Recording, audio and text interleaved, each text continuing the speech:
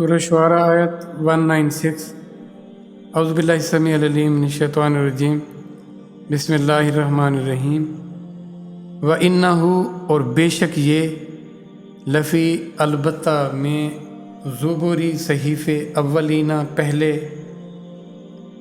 197 اولم کیا نہیں یکن ہے لہم ان کے لیے آیتن ایک نشانی ان کہ یعلمہ کہ جانتے ہیں اس کو علماء علم والے بنی اسرائیل کے قرآن کے بارے میں یہ بات ہے کہ اس قرآن کا تذکرہ جو پہلے کتابیں یا کتابچے یا اللہ کی طرف سے پیغام بھیجے گئے ان میں قرآن کے متعلق بھی اس تذکرہ ہے ایک بات۔ دوسری بات یہ کہ قرآن میں جو بیان ہوئے ہیں احکامات، باتیں، حقائق یا مختلف قسم کی جو عقیدے ہیں، نظریات ہیں، تو یہ جو ان کے مضامین ہیں یہ پہلے والی کتابوں میں بھی وہ موجود ہیں، جیسے توحید کا عقیدہ ہے، توحید کے متعلق باتیں ہیں، حقائق ہیں، اللہ کی کبریائی، اللہ کی عظمت کے متعلق، اس کائنات کے متعلق حقائق ہیں۔ تو یہ مضامین پہلی کتابوں میں بھی ان کا تذکرہ موجود ہے، اور یہ کیا ان لوگوں کے لیے یہ نشانی نہیں ہے قرآن کی حقانیت کی، اس کے اللہ کی طرف سے ہونے کی، اس کی اہمیت، اس کی فضیلت کی؟ کیا یہ دلیل نہیں ہے کہ جو بنی اسرائیل کے علماء ہیں وہ یہ جانتے ہیں، کیونکہ ان کی کتاب میں بھی یہ موجود ہے، ان کی کتابوں میں، تورات میں بھی اور جو انجیل ہے اس میں بھی قرآن کے تذکرے موجود ہیں، اور وہ کہیں نہ کہیں اپنی محفلوں میں، اپنے لوگوں میں وہ اس کے تذکرے کرتے رہتے تھے۔ پھر بھی یہ کس ضد میں آئے ہوئے ہیں کہ یہ قرآن کی حقانیت کو اس پر ایمان نہیں لا رہے، اللہ کے رسول صلی اللہ علیہ وآلہ وسلم کو اللہ کا پیغمبر تسلیم نہیں کر رہے۔ یہ باتیں اب آپ ان پر ہم ملامت کریں، ذرا اپنے آپ کو دیکھیں۔ ہم تو یہ مانتے ہیں نا قرآن اللہ کا سچا کلام ہے، اور اس کی ایک ایک بات حق اور سچ ہے۔ ہم اس کی کتنی باتوں سے پہلو طئی کر رہے ہیں، ہم عملی طور پر قرآن کی کتنی تعلیمات کا انکار کر رہے ہیں۔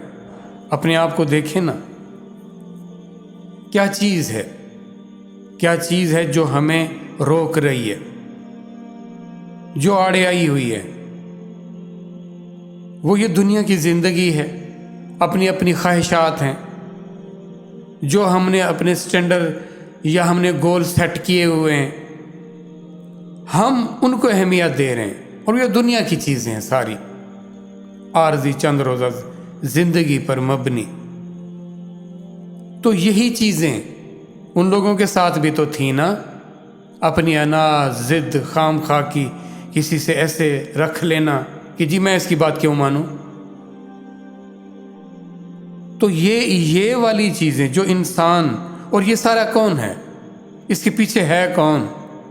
اس کے پیچھے وہ ہمارا ازلی دشمن ہے، جو ہمیشہ کے لیے، جس نے یہ طے کر کے رکھا ہوا ہے کہ ہمیں کسی طرح بھی وہ سرخرو یا کامیاب نہیں ہونے دے گا، اور اس کی معاونت میں ہمارے نفوس، ہماری وہ اندر کی خواہشیں، اندر کے مزاج، طبیعتیں، وہ ہمیں اس حق پر آنے نہیں دے رہی ہیں۔ تو پہلے اپنے آپ کا دیکھیں، احتساب کریں کہ ان لوگوں کو کس چیز نے روک کے رکھا تھا۔ جو مجھے چیزیں روک رہی ہیں تو میں اپنی چیزوں کو تو کروں نا، یہ تو بلکہ مجھے مزید میرے ایمان کو مضبوط کیا جا رہا ہے۔ یہ ایسا نہیں ہے، یہ حقانیت ہے، یہ حق ہے اور اس کا تذکرہ پہلے قوموں کو بھی اس کا تذکرہ کیا گیا، ان کو بتایا گیا۔ وہ جو حق والے تھے نا، وہ اسلام لے آئے، انہوں نے اس کو قبول کر لیا، اور جو اڑے رہے وہ اسلام انہوں نے قبول نہ کیا، انہوں نے اس قرآن کو قبول نہ کیا۔ آج ہم قرآن کو قبول کر رہے ہیں، اگر کر رہے ہیں تو کتنا کر رہے ہیں، اور کیا چیز، کیا امر مانے ہے جو ہمیں قرآن کی طرف نہیں آنے دے رہا؟ وہ کون ہے؟ اپنے دشمن کا یا اس رکاوٹ کا تو ادراک کریں نا۔ ہمیں دیکھیں، ازبر ہونا چاہیے قرآن کا ایک ایک حکم، ایک ایک حقیقت کا ہمیں علم ہونا چاہیے۔ کیوں نہیں ہے؟ کس چیز نے ہمیں اس سے دور رکھا ہوا ہے؟ یہ ایمان لانے کا جو دعویٰ ہے، ماننے کا دعویٰ ہے بنا جانے، یہ کون سا دعویٰ ہے؟ کیوں ہمارے دل قرآن کی طرف مائل نہیں ہو رہے؟ کیا تمہارے لیے ابھی وہ وقت نہیں آیا کہ تمہارے دل قرآن سے پگھل جاتے؟ مطلب یہ نرم ہو جاتے، یہ اس حق کو قبول کر لیتے، یہ اللہ کی تابع داری میں، اللہ کی فرما برداری میں آ جاتے، یعنی اپنے فلاح کی طرف، اپنی کامیابی جو کہ ابدی ہے اس کی طرف آ جاتے۔ کیا تمہارے لیے اے ایمان والو ابھی وہ وقت نہیں آیا؟ تم کس چیز کے انتظار میں بیٹھے ہو؟ وہ حق تو آ گیا، وہ قرآن تو آ گیا، ابھی تمہیں اور کس چیز کا انتظار ہے؟ یہ ہم کس چیز کے ابھی منتظر ہیں؟ کیا آسمان سے اس کا عذاب اترے گا تو پھر ہم یقین کریں گے کہ اللہ کی باتیں سچی ہیں؟ ہم بھی تو اس کے کس حد تک دیکھیں، اپنے لیول تک کتنے منکر ہیں اس کے۔ ہم کون سا اس پہ اس طرح کا ایمان لائے بیٹھے ہیں جیسے کہ ایمان لانے کا حق تھا؟